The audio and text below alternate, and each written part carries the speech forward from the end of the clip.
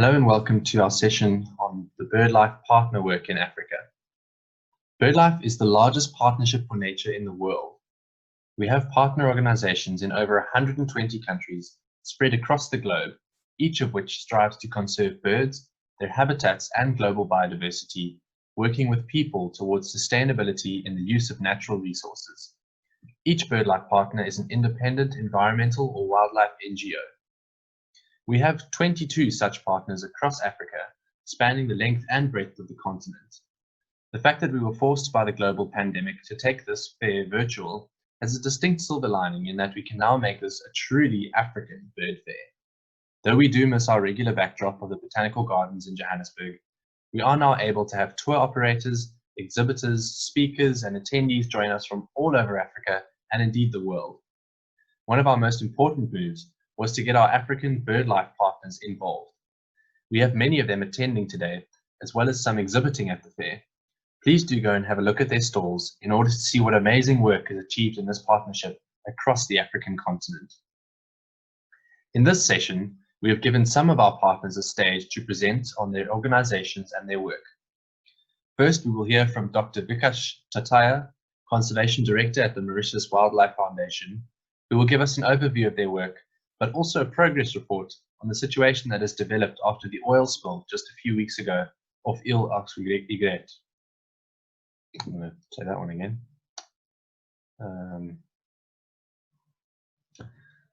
In this session, we have given some of our partners a stage to present on their organizations and their work. First, we will hear from Dr. Vikash Tataya, Conservation Director at the Mauritius Wildlife Foundation, who will give us an overview of their work, but also a progress report on the situation that has developed after an oil spill just a few weeks ago off their coastline. We then jump from the Indian Ocean across to the opposite coast to hear from Wenceslas Katarabirwa, who is speaking on behalf of the East Atlantic Flyway Initiative, a multi-country project looking after vulnerable migratory species and their important sites. We then hear from Samar Kilani of Association Les Amis des Oiseaux about the very important waterbird atlas in Tunisia. We then migrate from the Mediterranean to the bulge of Africa and are guided through the Gola forest by Sheku Kumara of the Conservation Society of Sierra Leone. Lastly, we skip across the continent again to East Africa and hear about Nature Kenya's conservation work from Paul Matiku. Our partnership truly is Pan-African. Please note that there is no question and answer facility for this session. Some but not all of our presenters are available to engage in the chat box, but you can also contact them via their speaker profiles. Please enjoy this session. Hello to all participants to the Bird Fair in South Africa. I am Vikash Tataya. I'm the Conservation Director of the Mauritian Wildlife Foundation, a BirdLife partner. Today I will tell you about some of the conservation work that we've been doing on Mauritius, but I will also focus on Ile aux Aigrettes, which is a nature reserve that we've been managing. I will also tell you about an oil spill that happened just under a month ago, and that's causing a lot of trouble to our biodiversity and to the work that we've been undertaking for many years now. First of all, a few things about Mauritius. It was described as a paradise by all early travelers and even to travelers today.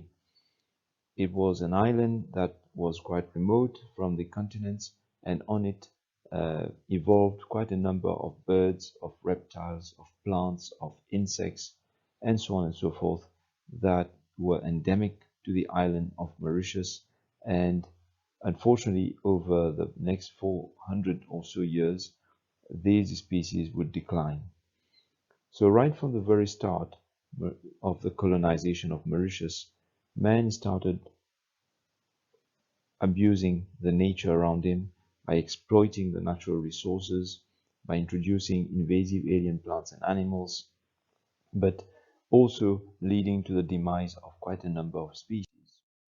You'll see that these are just a small sample of the species which have gone extinct from Mauritius and also from Rodrigues, which is an island belonging to the Republic of Mauritius.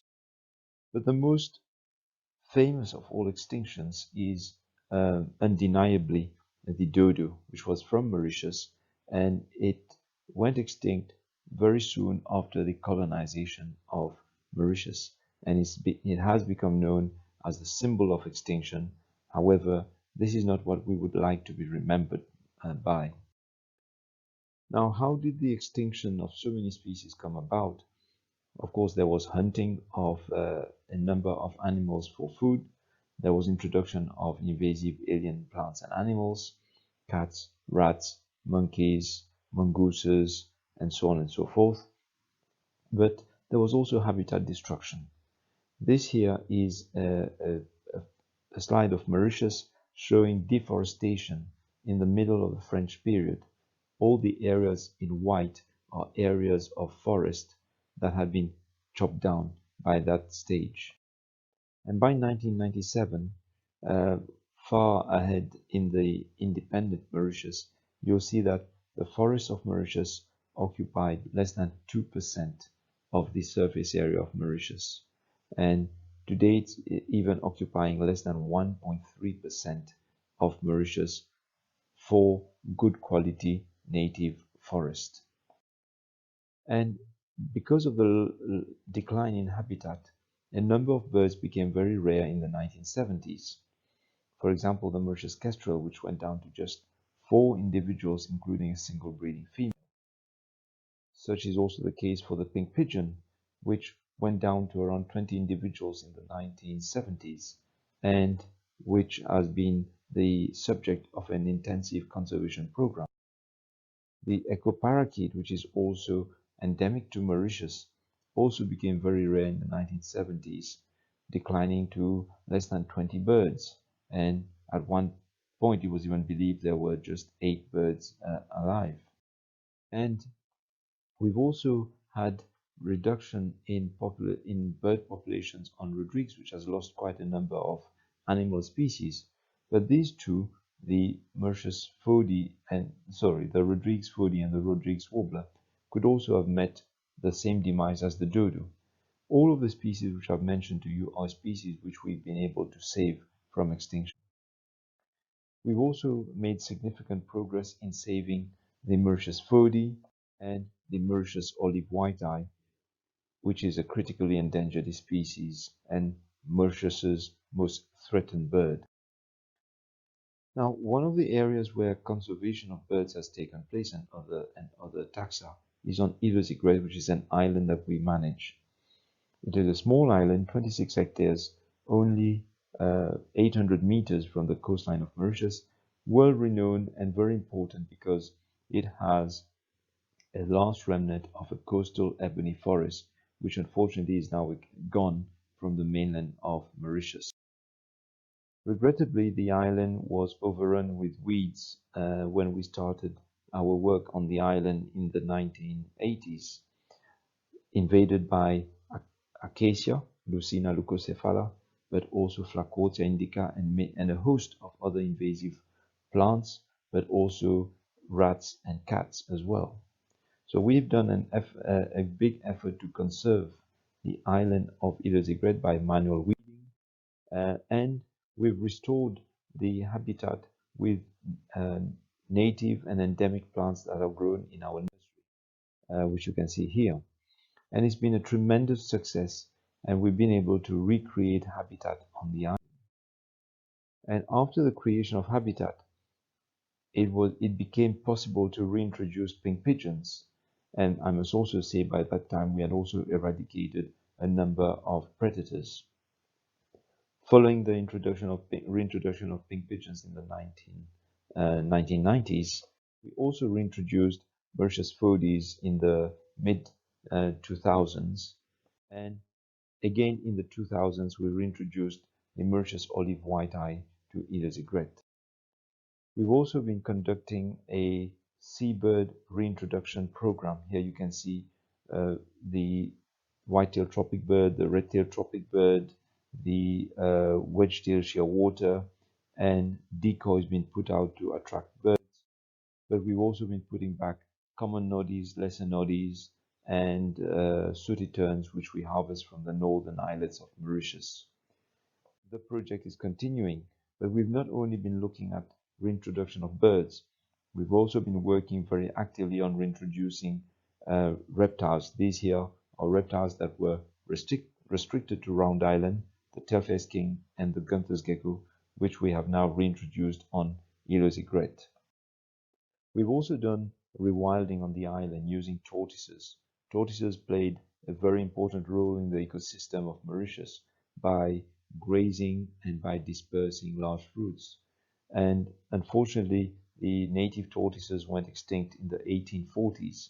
And what we've been doing is to replace it with an exotic tortoise, with an introduced tortoise, here the Aldabra tortoise from the Seychelles. And this experiment has gone on extremely well, and we have 26 adult tortoises on Îles Aigrettes and loads of babies which are produced every year. We also have not forgotten about people. We have an ecotourism project on the island which brings in much needed funding, but we also welcome nearly 4,000 students on the island every year, and this is part of a program to educate our children and our younger generations. It's a very, very successful education and ecotourism project. We also take the opportunity to reduce human fruit bat conflict by having a captive colony of Mauritius fruit bats on the island. The Mauritius fruit bat, unfortunately, is accused of eating too much lychees and mangoes of farmers, bringing it into conflict with humans. And here on Îles Aigrettes, we talk about the beauty of bats, we talk about the ecological importance of bats, and we hope that visitors go away with a better appreciation of the bats of Mauritius. We've also been working on other southeast islets. This is Île Phare, the lighthouse island, but you also have Île Vaqua in the foreground.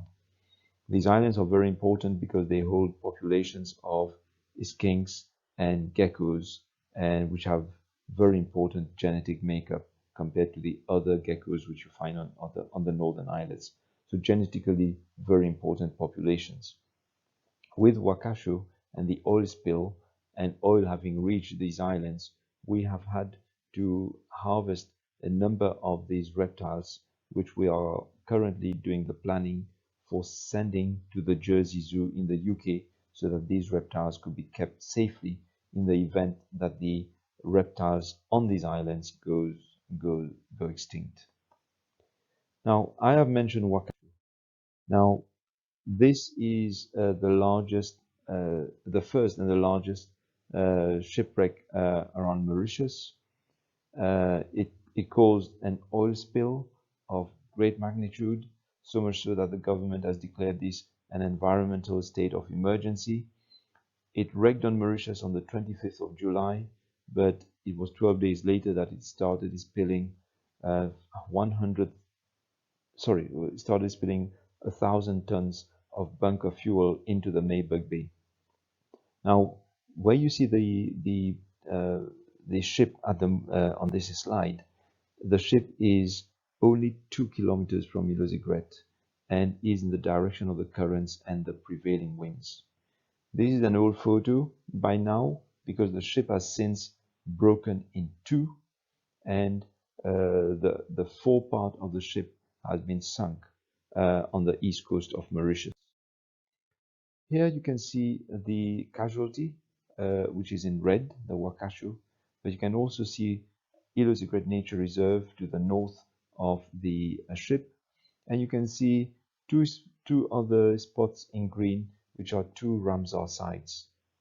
So to remind you, Îles Aigrettes is 2 kilometers from the shipwreck. So within a few kilometers, you have two Ramsar sites. You have a nature reserve, which is Îles Aigrettes, which is world renowned. You have the other southeast islets, which are very important for reptiles, as I mentioned. And you have a fishing reserve also. So very important biologically and economically, and other areas around the shipwreck. So here you can see Îles Aigrettes, and you can see east of Îles Aigrettes is an oil slick which is going to the east of Îles Aigrettes. At other times, the oil slick one was on the west of Île aux Aigrettes. And if you look very carefully on the west of Île aux Aigrettes, you will see there are booms there which have been placed to try to prevent the oil from spreading to the other areas of the bay. Unfortunately, this wreck has actually caused 1,000 tons of petroleum products to spread not just around Île aux Aigrettes, but to the beaches on the mainland of Mauritius and also to much of the bay of the Maybug Bay. As soon as we had this oil spill, we started taking critically endangered plants off the island, and over the course of the next few days, we took nearly 4,000 plants from the island and which we've kept in the Forestry Service nursery in the local village.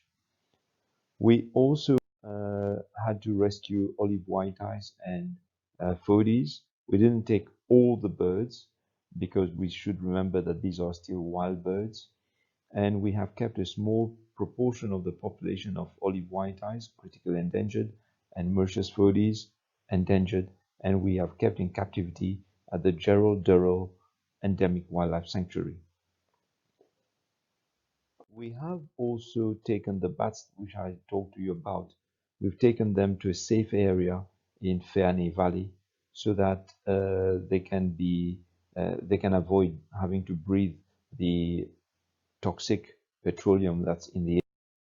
And we've also had to move a number of baby tortoises from the site. Sorry, I've skipped one slide here. But baby tortoises of the Aldabra tortoise which we've had to move to a safe site. And all the animals that we've moved, we will want to bring them back to Île aux Aigrettes once conditions have normalized. Here on this slide, you can see one of the potential possible impacts of the oil spill. A few days only after the oil spill, this turtle was found dead, not very far from the oil spill, possibly a result of the oil spill. We've also unfortunately had 40 melon-headed whales that have stranded, and it seems a little bit too much of a coincidence to have such a large stranding on the east of Mauritius, on the southeast of Mauritius, where the oil slick had reached. The results of tests that have been sent out are still being awaited, and it wouldn't surprise me if there's a link with the Wakasho oil spill, but also the sinking of the aft part of the ship. So we've started a program where we sensitize the population. We've communicated to the press, both national and international, and we've also been calling out for support. You must realize that since COVID and now since Wakasho, the ecotourism on Île aux Aigrettes has ground to a complete halt, and that was about 25% of our revenues. So we do need to find revenues to be able to maintain not just Île aux Aigrettes, but to maintain our other programs as well. And if you would like to donate or find ways to support the organization, please look up our website and our Facebook page. Now, there are still oil that's around Île aux Aigrettes, despite the fact that there has been a good mopping up exercise. There's still small quantities of oil that could leak from the bow part of the ship, which is still on the reef. There's still a lot of turbulence which is generated by this ship, and so the lagoon has gone quite turbid with the sand which is crushed by the ship. And we are trying to do everything so that we can have the island cleaned up, but also the Bay of Maibo cleaned up. And what we do hope is that very soon you'll be able to come back to Île aux Aigrettes and enjoy once again the pristine waters that surround our island, and that.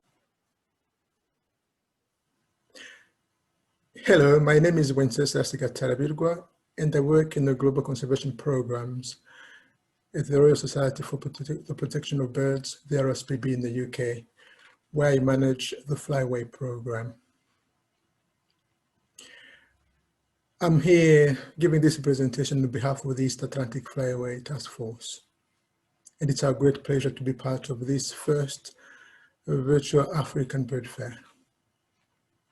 Over the next few minutes, I'm going to be sharing a few slides, highlighting the challenges that birds face when they migrate in the flyway, and share with you some of the efforts that the East Atlantic Flyway Initiative members are making to meet those challenges.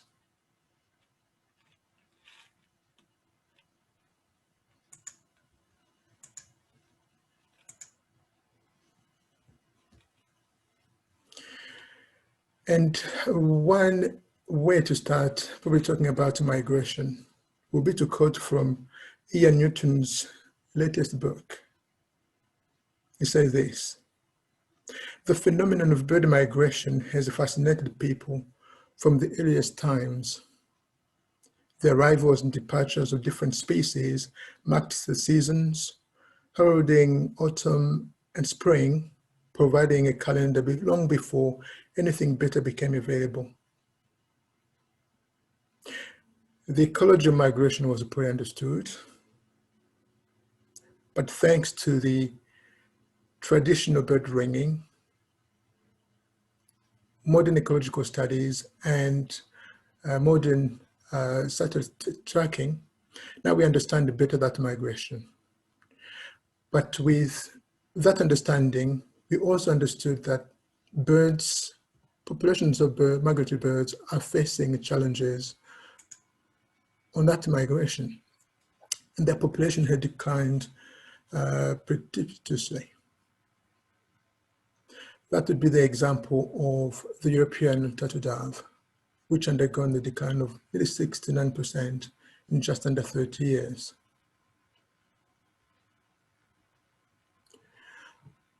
I don't know about you, but I don't like moving houses. It's tiring, and it takes me a long time to get to my new home. But these guys, they move twice a year, in autumn and spring, every year. Therefore, there are challenges both on breeding grounds, where the breeding habitats are being modified and lost to intensive agriculture. They face danger on migration, where, for instance, in the Mediterranean region, they face unsustainable hunting and illegal killing. And when they reach the wintering grounds, they find some of their habitats have been modified and lost to unsustainable land use.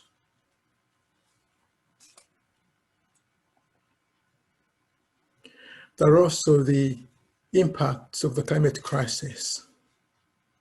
Although these are not fully understood yet, some of those potential impacts may be the loss of nesting sites, or the loss of intertidal staging areas, or even nesting and wintering coastal wetlands due to the sea level rise.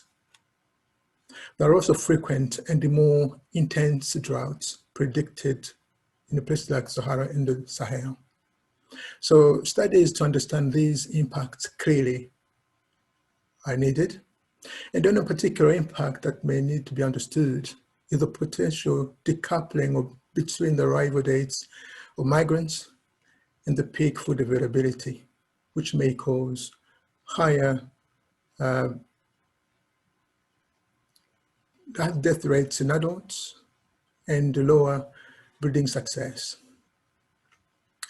A cultural solution that the East Atlantic Flyway Initiative is trailing is to ensure sufficient high-quality habitats are secured for all stages of migration through a landscape approach.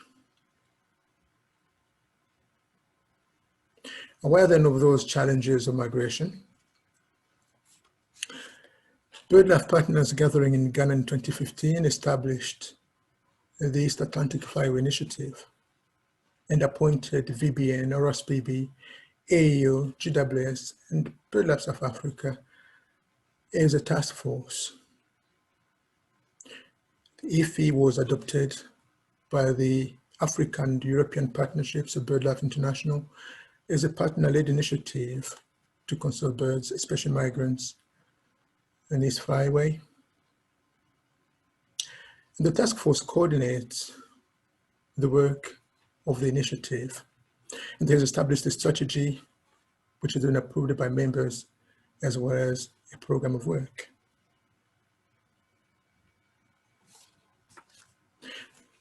With more than 100 species of conservation concern using this flyaway, we chose 6 flagship species, and those are the black-tailed godwit, the Eurasian curlew, the curlew sandpiper, the lesser kestrel, the European turtle dove, and European roller, to tell a story representative of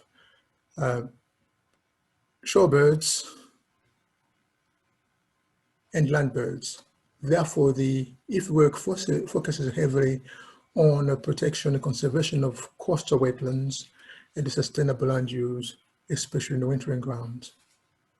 To date, the partnership has 34 members out of a possible 74 countries.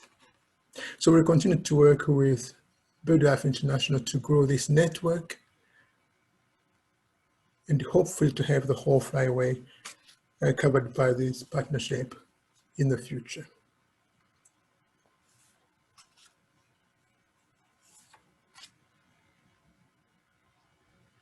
One example of the work we're doing currently is the support we're providing to Spare BirdLife Portugal in defending the Tegas estuary from being transformed into the second international airport for Lisbon.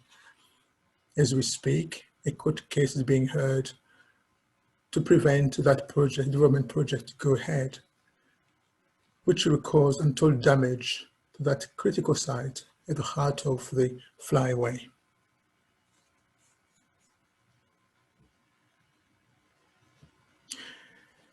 Some achievements then. Over the past 5 years, we've developed a toolkit to select priority conservation sites for migratory birds in the flyway. We've implemented a number of regional projects in the flyway, including the Salt Pan Recovery Project in the Mediterranean, Coastal Migratory Birds Project in West Africa, and Birds and Bees and Business in the Sahel. We collaborated with other like-minded organizations like Warden Sea Flyway Initiative and Wetlands International for the 3-year waterbird censuses. And we contributed to the development of the Single Species Action Plan for the European turtle dove, on which we are contributing in the coordination of its implementation.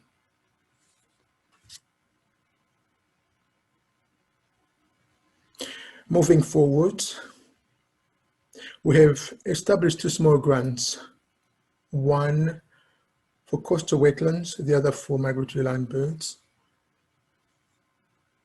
We have worked hard to grow the partner-to-partner collaboration between Europe and Africa. And today, there are 8 members of BirdLife Partnership on each continent collaborating within the flyway. We also enhanced further collaboration by establishing alliances with other environmental players like the EU system, the ECOWAS, and the Pan-African Great Green Wall in West Africa.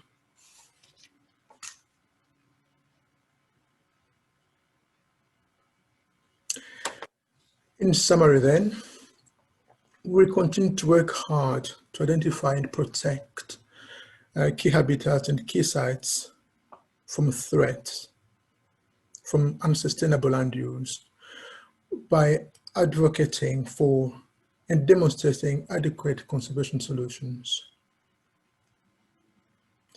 We will continue to work towards establishing a common birds monitoring scheme on wintering grounds. And for that, we call for citizen science to be rolled out by all the partners, as well as initiating a collaboration with other partners like universities and the research institutions. We will continue to campaign for effective implementation of all relevant policy tools that promote the conservation of migratory birds in the flyway. And we will continue to work with the BirdLife International Secretariat to grow the partnership along this East Atlantic flyway. In conclusion, I hope these ideas, these few slides have given you ideas on the challenges faced by migratory birds and the efforts we're trying to put in. And if you have any questions, my email is available on this portal, or you can get in touch with any of the organizations I mentioned serving on the task force of this Atlantic Flyway Initiative. Thank you for your very kind attention.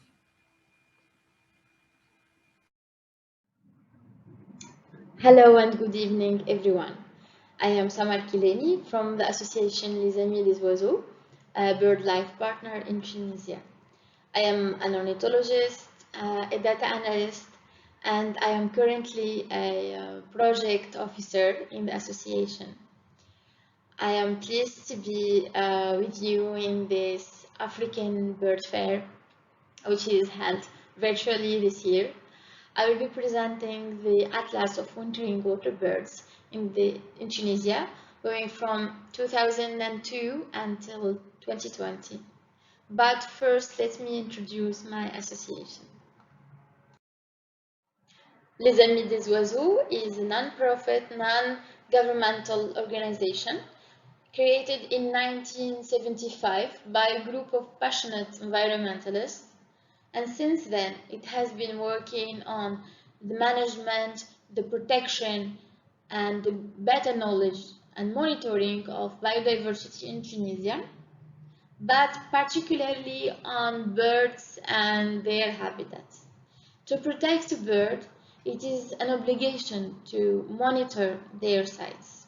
Therefore, our actions focus on four main areas: species, case sites, the wider environment, and sustainable human development in relationship to birds and to biodiversity. More than 40 years of fieldwork and monitoring and conservation of biodiversity and birds are not easy to present in 10 minutes presentation. But let me introduce you to the central fields of work that association works on: monitoring and conservation of water birds and sustainable management of wetlands and habitats for birds, protection of migratory birds and securing flyways and case sites, advocacy for better hunting regulation and law enforcement, citizen science in the context of biodiversity conservation, monitoring and conservation of important bird area and key biodiversity area. At an international level, Wetlands International coordinate each year the International Water Bird Census. It is a synchronized count of birds that is done worldwide. The idea is to cover the same areas, same wetlands, in the same way, years after years, in order to have, by the end, uniform data. This data records bird species and numbers. But not only that, also information on habitats and the counting conditions. This data will help produce and estimate the population size and their trends. And that's all in the order to provide a comprehensive basis for the management and to influence the decision making. This program is coordinated in each country by a national coordinator. In Tunisia, it is the association Les Amis des Oiseaux who is responsible for this important monitoring program. Each year, a group of more than 30 volunteer ornithologists and bird watchers, including international participants, would travel around Tunisia, going from south to north to monitor wetlands and to count birds. This yearly monitoring expedition all around Tunisia's wetlands and KBAs, EBAs is not just to count and estimate the number of birds, but to monitor the key sites for conservation. It's an opportunity to report violation of existing laws and to support law enforcement. It is also to strengthen collaboration with local authorities and NGOs. It has also the aim to achieve training and exchange of experience between national and international participants. All these efforts during IWC, this international water bird counting, and these years of field work would only result in the production of a huge database on water birds in Tunisia. But the question is, where does all of that data go? How is it treated? How does it serve conservation and bird in particular? So to answer the first question, the data collected about wintering water birds will go to be stored in this platform called medwaterbirds.net. This is a network of organizations and institutes that decided to create this platform and to create this collaboration. It was created in 2012, aiming to support North African countries in the IWC and water bird monitoring in general, and to build capacities in water bird monitoring and data sharing. And that will lead to harmonize the data collection through all the region. At first it was just for North African countries, but now it is extended to the whole Mediterranean area. This collected data and stored in Medwater Birds is then exported and used to publish and to write books about birds. One example of this production of the association is this conservation of marine and coastal birds in the Mediterranean. Is a symposium of articles about birds and seabirds in particular in the whole Mediterranean. And the identification guide created in 2013. The special thing about this guide is that it covers the water birds of North Africa, and it's the first guide to be written in Arabic and specifically in the local dialect of each country of this North African collaborative in this book. Another production of the association is the book of Oiseaux de Tunisie, The Birds of Tunisia. This book covers a long period of time, a long period of data collection. It doesn't only rely on this data, but also on the books and the dialects of people who used to travel all around the world in the ancient times. So this book covers the birds of Tunisia going back from 1905 until 2004. It's like 100 years of bird watching even in the ancient way. The most recent production is this book's update, which covers the time from 2005 and 2000 until 2014. The Birds of Tunisia, The Guide in Arabic, and more other great production of the association maybe cover a long duration of data collection and field monitoring, but none of them uses the new technologies in order to protect the birds. In other words, none of them would use statistical analysis, neither cartography or other technologies to better explain, to search the trends and to answer the question behind these ups and downs in water birds. And in this moment, we decide that we need something new, something that covers all of these aspects, meaning long duration of data, combining cards and graphics, but also simple to understand. This is where we decided to write the Atlas of wintering water birds of Tunisia. This is not a new experience for AO, as the association was part of the making of the Atlas of Wintering Water Birds of Libya that was created or written between in 2010, and it covers the period from 5 years of field monitoring. For the Atlas of Wintering Water Birds of Tunisia, we chose to work on the period of 2002 until the 2020.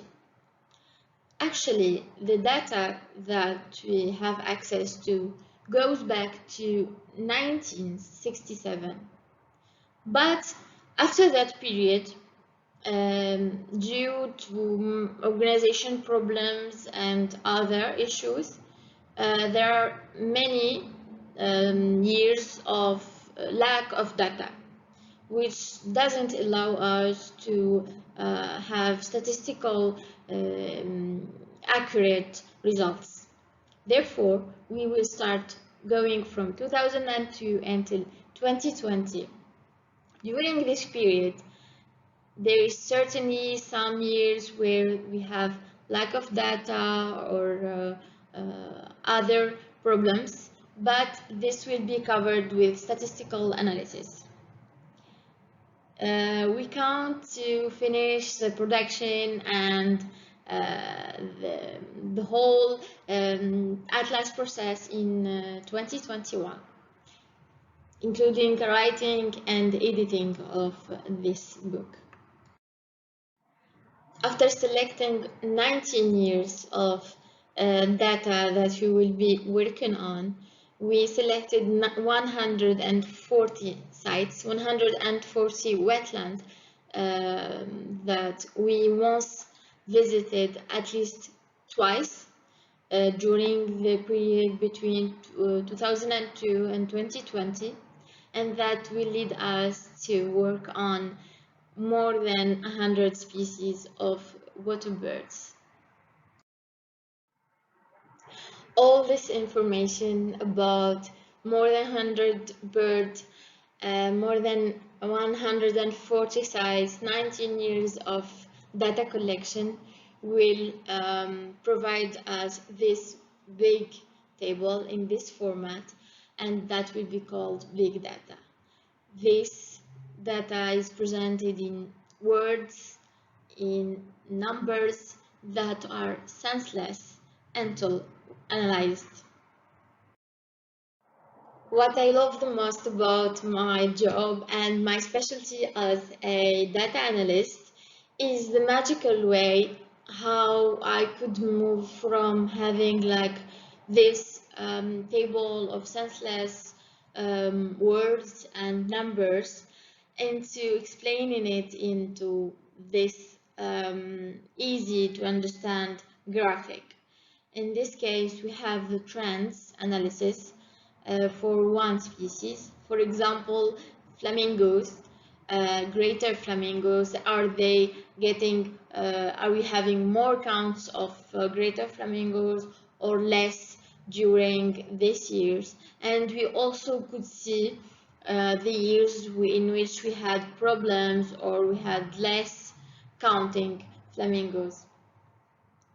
This same statistical script allow us also to see the effects of covariates on these trends, meaning we could explain in each case if this species is its numbers are getting lower and lower.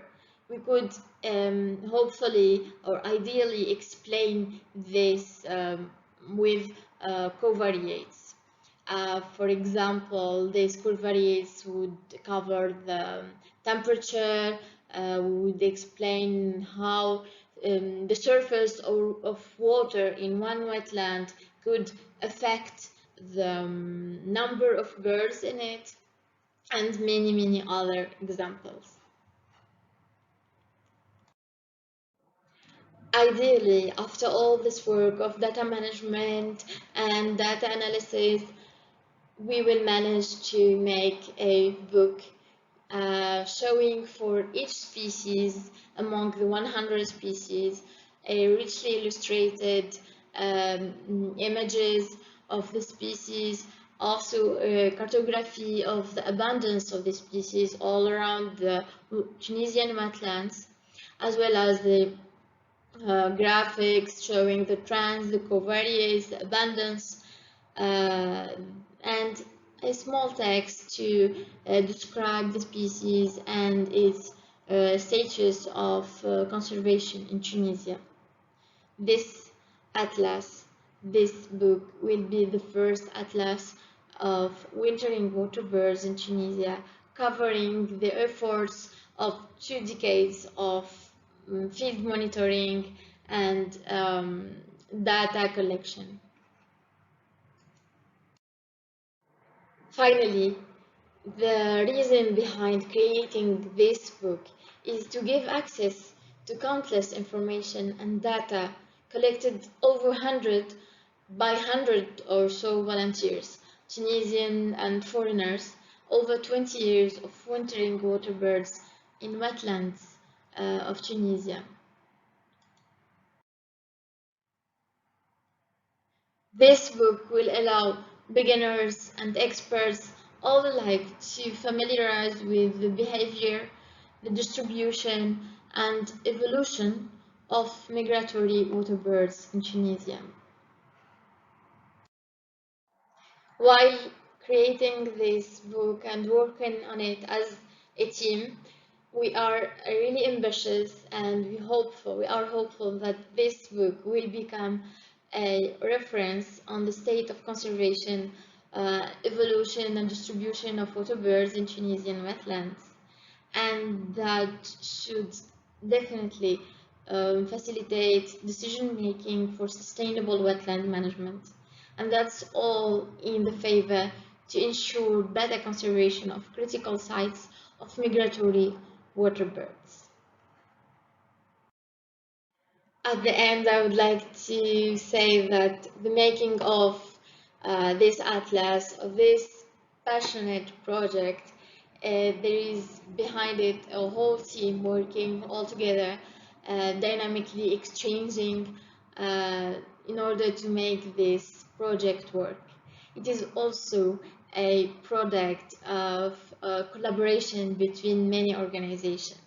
Therefore, I would love to thank all our partners, the technical one and even the financial partners.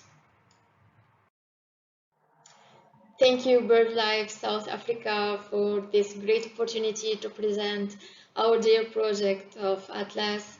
And thank you for this great virtual event, and for all the effort to make this work, though the conditions of COVID-19. Meanwhile, take care and keep it safe.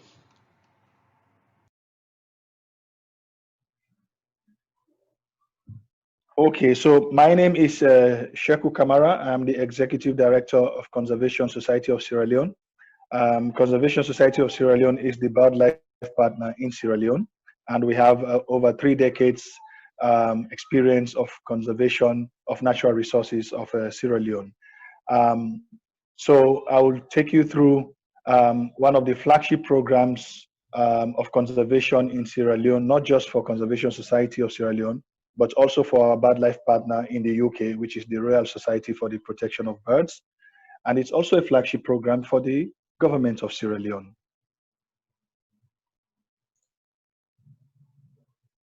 So the Gola landscape is part of the global biodiversity hotspot in Upper Guinea Forest, and is one of the last remaining large tracts of rainforest, and also has the last in Sierra Leone.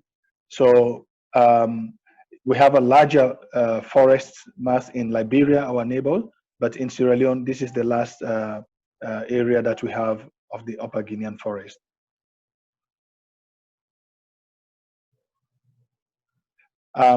So this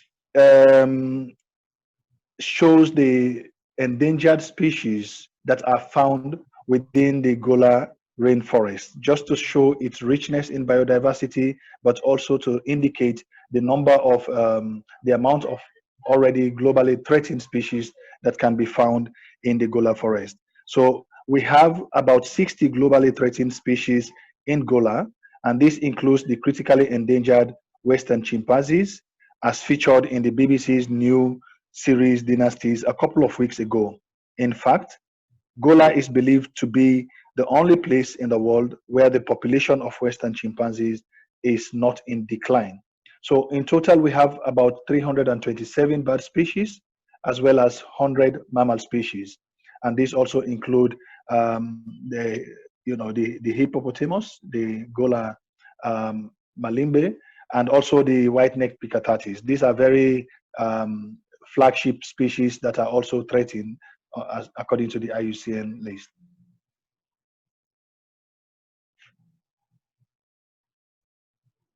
So a bit of the history of the Gola partnership. So our partnership at Gola has a long history. Prior to our engagement, the Gola Forest was declared a forest reserve in 1926. This is many, many decades ago. Then decades later, BirdLife International did an expedition to the Gola Forest in 1989, to be precise. And this marked the beginning or triggered of the interest, for the conservation and protection of this forest. In 1990, the Sierra Leone and UK BirdLife partners, that is both CSSL and RSPB, together with the government of Sierra Leone, started the cooperation and engagements about the need to protect this treasure. Now, it was not until between 2004 and 2010 that major grants were secured, mostly from the EU, to support conservation efforts. This, together with high-level support from government, led to the eventual declaration of the forest as a national park. Well, actually, as a symbolic transboundary peace park. And this, you can note that it was declared by the 2 former presidents of Sierra Leone and Liberia.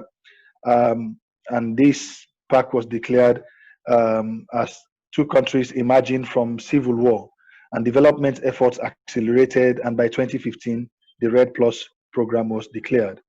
Now,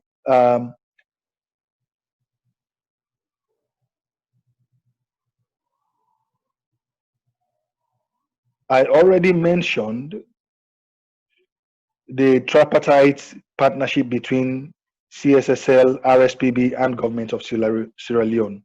But the key point to emphasize here is the fact that the nexus of this partnership, at the nexus of this partnership, sits the communities. This is very important for us. Conservation work cannot go without this partnership with the communities. So everything and anything we do revolves around the communities whose livelihoods depend on the forest.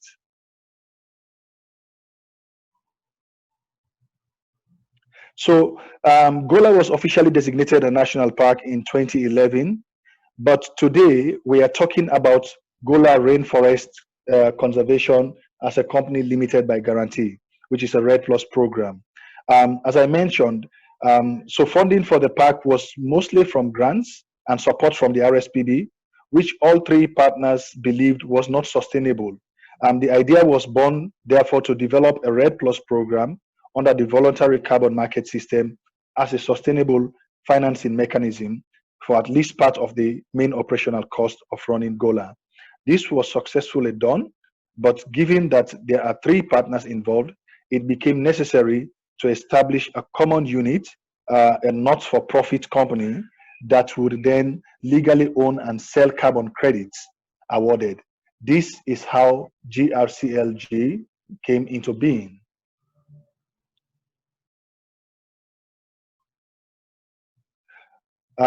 So this is to give a bit of insight into the governance structure of the GRC-LG, and this is at two levels.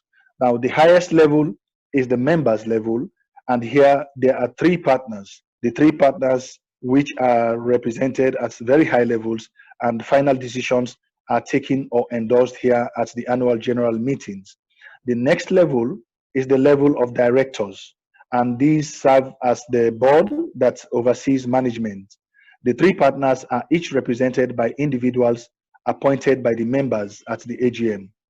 Also at this level, it's important to note that the Paramount Chief representative elected annually by the Council of Paramount Chiefs represents the communities. So this is very important, that the communities are at this level represented at the level of the board of directors. So this is just taking you through the list of different kinds of projects that we run in the Gola program. The first one is the Gola Red project. This is a biodiversity monitoring plan for the climate, community, and biodiversity standards, which is the Gola Red Plus project that I talked about, which is now being run through the company limited by guarantee, GRC-LG. But the second project that we also have is the Darwin Initiative project. And this project seeks to link food security and the conservation efforts that we undertake under the REDD Plus program. The third project that we have is the conservation enterprise. Now, this one speaks more to contributing to the livelihood support that we offer, particularly to local farmers in growing biodiversity-friendly organic cocoa. So that's a very unique and flagship program, also one of the projects that we have that really contributes to community livelihood. A fourth project that we have at Gola, which is just been concluded, is the WABIC project. This is the West Africa Biodiversity and Climate Change Project. And this one seeks to improve conservation and climate resilience and also low emission growth across West Africa. Now, the fifth project that we have is a wildcat project. This is more of a research-based project meant to identify and conserve a network of wildcat habitats around GRNP, that is Gola Rainforest National Park, and Kambui Forest. Kambui Forest is also proximate to the Gola Rainforest National Park, and it forms part of the greater Gola landscape. Another project that we have is funded by Basel Zoo. That's the Basel Zoo project. This one seeks to identify and conserve a network of high conservation value habitats involving local communities. So this is one of a flagship project also where communities themselves are involved. Another project which is EU funded is the PAP4 project. This project just started this year and it's expected to span for a period of 3 years. It's conservation of the Gola forest landscape, supporting and picking up from where the WABIC project left off to support conservation of the landscape across the two countries, both Sierra Leone and Liberia. And this is also focusing on land use management and community forestry. The final project I want to also mention is the Mano River Union Ecosystems Conservation and International Water Resource Management Project. It's a very long name, but this one also seeks to improve and engage, promote media engagement and implementation of silvicultural oriented agricultural training courses to farmers and land use planners. Now, as I mentioned, the initiative of the Gola project is actually strongly linked to supporting communities, forest-dependent communities. Now, the Gola landscape also looks at the leakage belt. It's not just the national park itself, but also at the leakage belt and the forest edge community. So we have 122 communities in the Gola forest leakage belt in Sierra Leone. Most of our activities and our support is focused and directed at these 122 communities. Now, just to mention some of the achievements of our initiatives in the Gola project. So first, we have developed and maintained a comprehensive social and biodiversity database and monitoring system. And you can see in the photos there also as a complement of our RED program, measuring soil carbon content and also carbon content on the standing trees. So this is one area where we have been able to estimate the amount of carbon, and on the basis of which carbon credits, after being audited, is being awarded to the company. Moving on with the achievements, we have also been able to establish a benefit sharing agreement that was developed by all the stakeholders to improve the livelihood of the 7 Gola chiefdoms. So the 7 chiefdoms that are surrounding Gola all receive royalties. The paramount chiefs in all those 7 chiefdoms receive royalties annually to the tune of $2,000 each. We also have community development funds for each of those 7 chiefdoms receiving a grant of $12,000 for the development of those communities or those chiefdoms. And we also have district councils. There are 3 districts surrounding Gola, and those district councils also each receive $1,000 every year for their own development plan. And then we also have landowners receiving $28,000. We also provide scholarships for the forest edge communities. 2 pupils per village receive scholarships. So in total, we have up to 244 pupils with a total amount of about $14,000. So there's a lot of support going to the communities, and that is what the purpose of this program is meant, to actually show the benefits that communities can derive from standing forest. So we have also established 32 VSLAs. These are Village Saving Loans Associations, and providing them with business training. We have also provided business training to 438 persons. VSLAs are the only access to credit in most of those Gola communities. I mean, these communities are very remote communities. Most of them are hard to reach communities, and they don't have access to the normal loans that you find in banks. They don't even have the qualification to really have access to those loans. So through these VSLAs, they have access to loan facilities, and this has helped these communities a great deal. So we have VSLA Saving and Lending Association in Malema Chiefdom, for example, but we have also a success story of a thriving woman who has managed to build a house for her family, and that is Salima Tubao on the right of the right photo, in the Tunkia Chiefdom, through these village saving loans with the training and support that is being provided. Forward with the achievements, we also have special livelihood projects in 122 forest edge communities, as I mentioned. There's a formation of a strong gender inclusive cocoa producer organizations. So we have established these cocoa producer organizations where there's a strong gender inclusive factor, and higher cocoa yields as a result of adopting sustainable and forest friendly agricultural practices. We have achieved those higher yields. And then the farmers also have access to international cocoa markets through the support of these, through our support programs. And not only that, we have also now been able to produce forest-friendly chocolates produced from these cocoa beans that have been produced from this Gola program. So this is very important also. It's one of our flagship enterprise programs that really brings more income to those poor rural communities around Gola. So through this Gola cocoa, we have been able to produce Gola chocolate, as I mentioned, and these are coming from forest-friendly cocoa, so it's organic in nature. About 35 metric tons of rainforest-friendly cocoa have been exported into the international market. These are originally and organically grown, and this brings economic value to the forest when local communities benefit through this cocoa production, through helping farmers engage in profitable business and also being fair to farmers. So some of the profits as a result of the production of this chocolate is brought back to the communities, to the Gola communities, and invested there.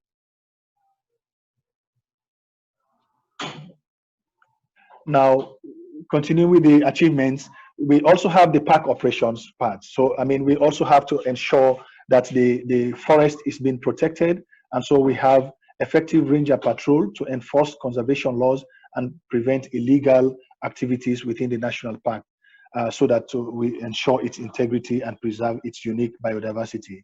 So we have regular ranger patrols, and we have also signed MOU with the RSLAF, that is the Republic of Sierra Leone Armed Forces, but also with the Sierra Leone Police, you know, to ensure that there is regular patrolling and also building the capacity of our forest rangers to ensure effective patrolling of the forest boundaries. So we don't just enforce policies and laws in preserving and protecting the forest.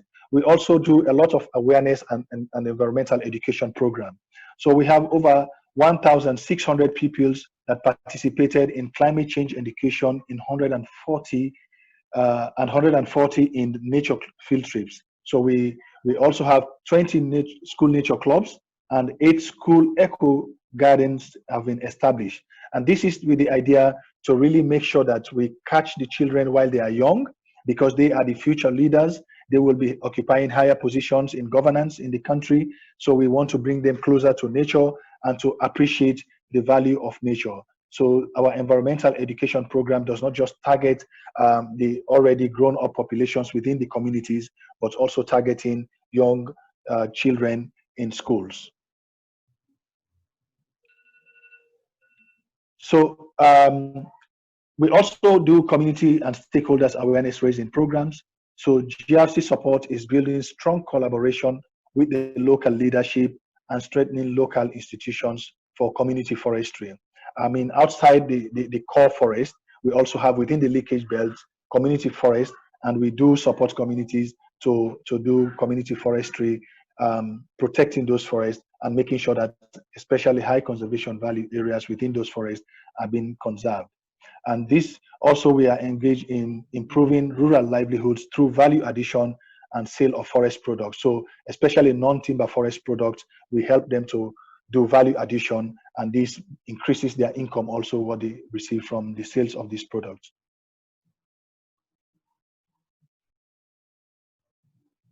Well, we also do co-management and land use planning within the community forest management. So we develop a forest management plan once we establish community forest, and that part of that also includes co-management and land use planning. So we do have effective community forestry management support, and that also helps to support habitat connectivity.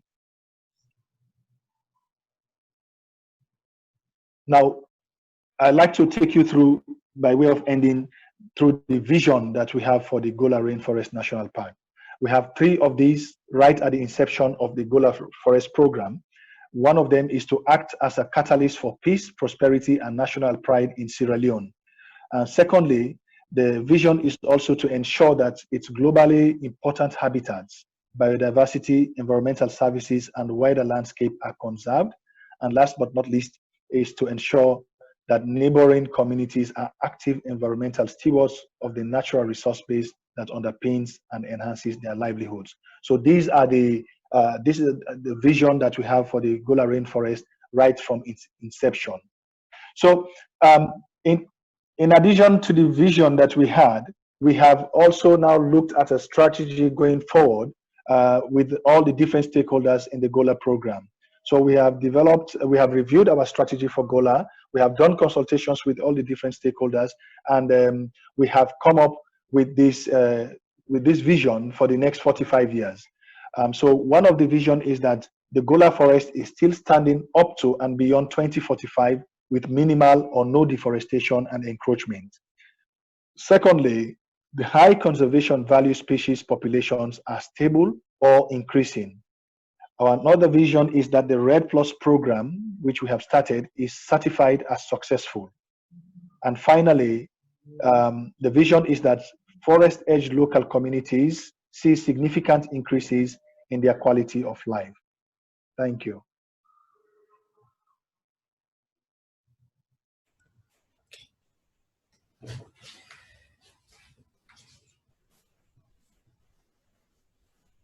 My name is Paul Matiku.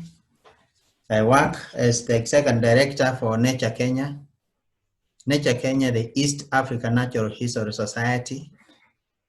Our mission is connecting nature and the people for a sustainable future.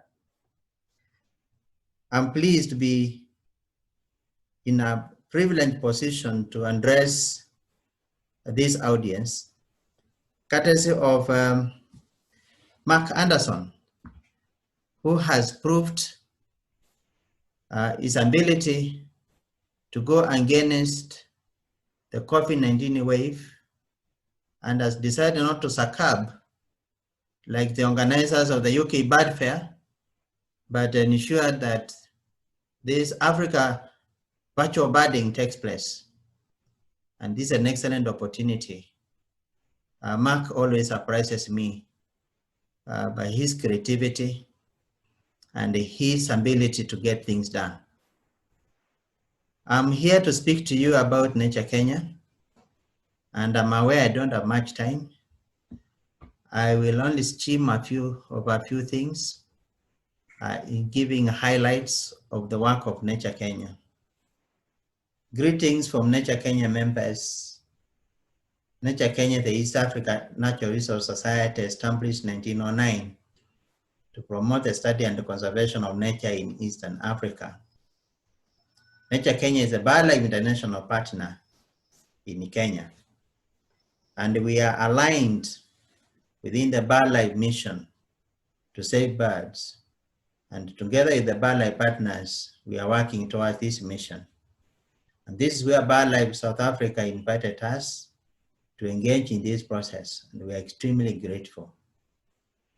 Like many BirdLife partners in Africa, and indeed in globally, Nature Kenya is a membership society. We are democratically governed. We work for the public to enhance public awareness for conservation. We advocate for policy making to bring about the impacts that help to safeguard nature. To achieve this, we empower people who join us to take action. And here we have the membership and our grassroots support. We call them site support groups. We mobilize funding in order to engage on-site-based conservation actions and demonstrations. And to deliver the program, we have structured ourselves to be effectively managed. All that being preparation to save species and conserve sites and habitats. Within our strategic framework in 2015 to 2020, that is quite well aligned with the BirdLife International Strategic Plan, we aim to save species, protect sites and habitats, encourage ecological sustainability, and empower people for a sustainable future. We are faced with many challenges, and for the year 2019 and 2020, these were quite many. COVID-19 pandemic, policy failures, infrastructure development including power lines, roads, and other infrastructure threatening birds and other biodiversity, limited public support, limited capacity, limited funding, limited knowledge, a lot of threats to species and the very sites where these species are found. In order to address those challenges, the program of Nature Kenya is structured to impact policy and focus for government and other decision makers to do their work. Engage private sector to bring in more efforts, more resources. Promote sustainable production so that in the process of feeding people or meeting the needs of people, nature does not suffer. Enhance constituencies, including the public, to support nature. Build partnerships with the government, communities, and business in order to save nature. Educate the public. Use science to inform our work, including restoration of degraded areas, but also purchase land to save species that would otherwise go extinct as they occur nowhere within the protected areas network. Enhance local support, because without the support of the communities, it's not possible to win the war on conservation, and the funding is needed. In 2020, COVID-19 pandemic became another issue we have to address. Within our strategy framework on saving species, we are faced with the challenge of vultures being in danger, especially due to poisoning.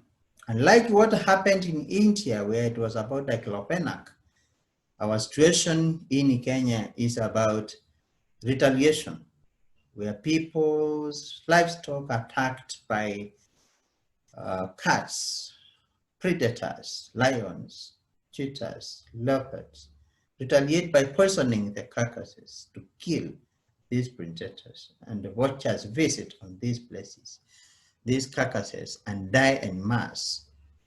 We are empowering people within the hotspots to reduce poisoning, which is helping to save vultures.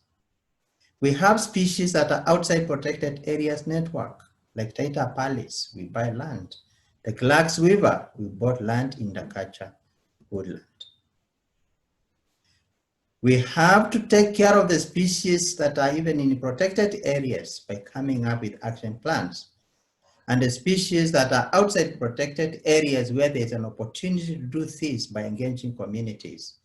In Itana, we've just set up indigenous community conservation area that is going to help to save the species there, as this habitat is unprotected. To conserve sites, including forests, we have set up a number of sites, 67 of them, called key biodiverse areas, growing from important bird areas. But now the taxonomic scope of prioritizing these sites has included non-bird taxa. And for these sites, all of them, we carry out monitoring. Pressure on these sites is mounting. Responses are declining. And at this time of COVID-19, the pressure is really high. Fortunately, the state seems fairly stable, and this gives us an opportunity to do something. If we can increase our actions to reduce pressure, we still have the opportunity to save these places. And Nature Kenya is trying with our partners to see that none of these key biodiverse areas loses their conservation value. We are working to restore some of them, and we have recently discovered that restoration is not just about putting trees on the soil or under the soil. We are using a business approach where, for example, we know Mount Kenya is important for hydropower, water for irrigation, water for drinking, water for industry. We've developed a business case informed by ecosystem service assessment and a restoration strategy, which we are partnering with business to restore a target of 6,200 hectares. In order to save these places, policy processes we embarked to encourage ecological sustainability. And for this, Nature Kenya negotiates with the government, sitting in a range of fora nationally and also globally. And for this, we are regarded as a premier conservation organization that is frequently consulted by government and other key stakeholders. Our views are taken, and for this, key and diverse areas are nationally recognized. We cannot do this alone, we need people. The membership is part of our work, and so we empower people to support nature, including investing in the young generation. For this, on the ground, where the whale meets the ground, we have site support groups, 26 of them, at 26 sites, engaging communities in education, awareness, monitoring, and the focus, and the restoration. In 2019-2020, there is planted over 2 million trees in areas that are degraded. We also impact their livelihoods as incentives for them to support nature. Poor people are not going to conserve. And a range of tactics from beekeeping, ecotourism, butterfly farming, tree growing, they earned over $800,000 in the year 2019 alone. We participate in processes like this virtual birding event, UK Bird Fair. We participated in the year 2019, mainly to position Kenya as a tourism destination for ecotourism development, which also benefits our people. Thank you very much for listening to me. It's a great pleasure again to have had the opportunity to speak to you. I encourage you to become Nature Kenya members. And for those who would like to interact more with Nature Kenya, you can request BirdLife South Africa to link you to us, but also go directly to Nature Kenya website at www.naturekenya.org. Thank you. Bye. I'm always impressed by the diversity and conservation value of the projects under the BirdLife umbrella in Africa. I'd like to thank Vikash, Wenceslas, Samar, Sheku, and Paul for their time taken in delivering those engrossing presentations. And I'd also like to reiterate that we are so grateful to have the involvement and support of our BirdLife partners at this virtual African Bird Fair. Going forward, feeders 2 and 3 have no further content for the day. However, at the main feeder, there is now a lecture by Professor Anusia Chinsami-Turan on the evolution of birds. Don't worry if being absorbed in this session has made you late. You can simply rewind that session.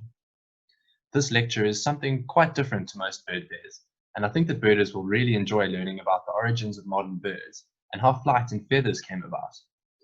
You're bound to leave with a much greater appreciation for birds afterwards. After that, at 5 p.m, Peter Harrison, MBE, will present our keynote conservation lecture on albatross. This is the only paid event for the entire fair, and you'll need to pay a 50 Rand admittance. If you've not done so yet, please go to the registration page. If you do not pay the admittance, you will not be able to access this talk, and trust me, you don't want to miss it.